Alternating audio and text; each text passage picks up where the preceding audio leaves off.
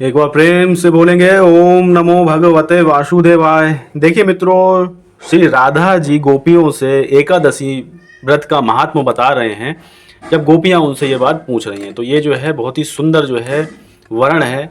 और आपने शायद एक कथा काफ़ी लोगों ने नहीं पढ़ी होगी, तो इस कथा को आप श्रवण करिए, देखिए, सीधे ग्रंथ के माध्यम से आनंद लीजिए। देखिए, पूर्व काल में एकादशी का व्रत करके मनोवांछित फल प्राप्त करने वाले पुण्यात्माओं का परिचय तथा यज्ञ सीता स्वरूपा गोपियों को एकादशी व्रत के प्रभाव से श्री कृष्ण सानिध्य की प्राप्ति। अब यहाँ पे देखिए, गोपियाँ पूछ रही हैं कि संपूर्ण शास्त्रों के अर्थ ज्ञान में पारंगत सुंदरी वृषभानुनंदनी, तुम अपनी वाणी से बृहस्पति मुनि की वाणी का अनुसरण करती हो। हे राधे, ये एकादशी व्रत पहले किसने किया था, ये हमें विशेष रूप से बताओ, क्योंकि तुम साक्षात ज्ञान की निधि हो। श्री राधा जी कहती हैं कि हे गोपियों, सबसे पहले देवताओं ने अपने छीने गए राज्य की प्राप्ति तथा दैत्यों के विनाश के लिए एकादशी व्रत का अनुष्ठान किया था।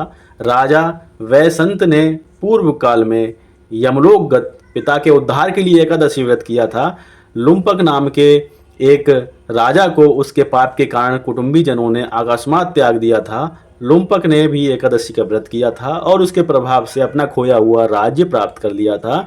भद्रावती नगरी में पुत्रहीन राजा केतुमान ने संतों के कहने से एकादशी का अनुष्ठान किया और उन्हें पुत्र की प्राप्ति हुई। एक ब्राह्मणी को देव पत्नियों ने एकादशी व्रत का पुण्य प्रदान किया, जिससे उस मानवी ने धन धान्य तथा स्वर्ग का सुख प्राप्त किया। पुष्पदंती और माल्यवान दोनों इंद्र के श्राप से पिशाच भाव को प्राप्त हो गए थे। उन दोनों ने भी एकादशी का व्रत किया और उसके पुण्य प्रभाव से उन्हें पुनः गंधर्व तत्व की प्राप्ति हो गई। पूर्व काल में श्री रामचंद्र जी महाराज ने समुद्र पर सेतु बांधने तथा रावण का वध करने के लिए एकादशी का व्रत किया था। प्रलय के अंत में उत्पन्न हुए आंवले के वृक्ष के नीचे बैठकर देवताओं ने सबके कल्याण के लिए एकादशी का व्रत किया था।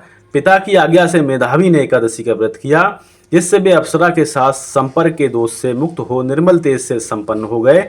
ललित नामक गंधर्व अपनी पत्नी के साथ ही श्रापग्रस्त राक्षस हो गया था, किंतु एकादशी व्रत के अनुष्ठान से उसने पुनः गंधर्व तत्व की प्राप्ति की। एकादशी के व्रत से ही राजा मानदाता, सगर, कुकुत्स और महामती मुचुकुंद पुण्यलोक को प्राप्त हुए। धुंधुमार आदि अन्य बहुत से राजाओं ने भी एकादशी व्रत के प्रभाव से ही सदगति प्राप्त की तथा भगवान शंकर ब्रह्म कपाल से मुक्त हुए।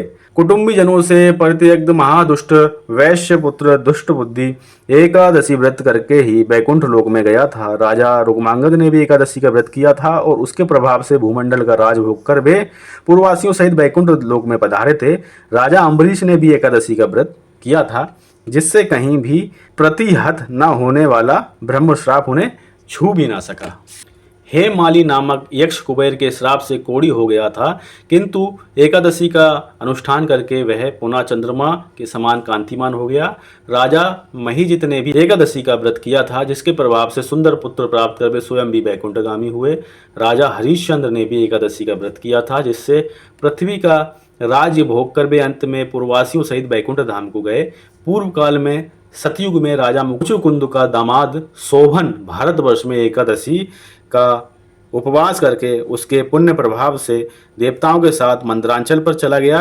वह आज भी वहां अपनी रानी चंद्रभागा के साथ कुबेर की भांति राज सुख भोगता है। गोपियों, एकादशी को संपूर्ण तिथियों की परमेश्वरी समझो, उसकी समानता करने वाली दूसरी कोई तिथि नहीं है।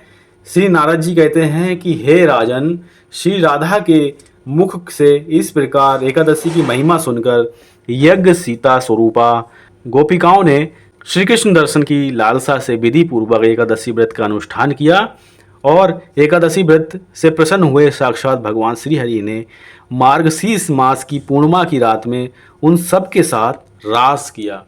तो यहाँ पे देखिए, श्री राधा जी ने गोपियों के पूछने पर एकादशी व्रत का पूरा देखिए महात्मा बता दिया। तो यहाँ पे बहुत सुंदर संवाद था, श्री राधा जी ने बताया गोपियों के पूछने पर। तो एक बार प्रेम से बोलेंगे ओम नमो भगवते वासुदेवाय।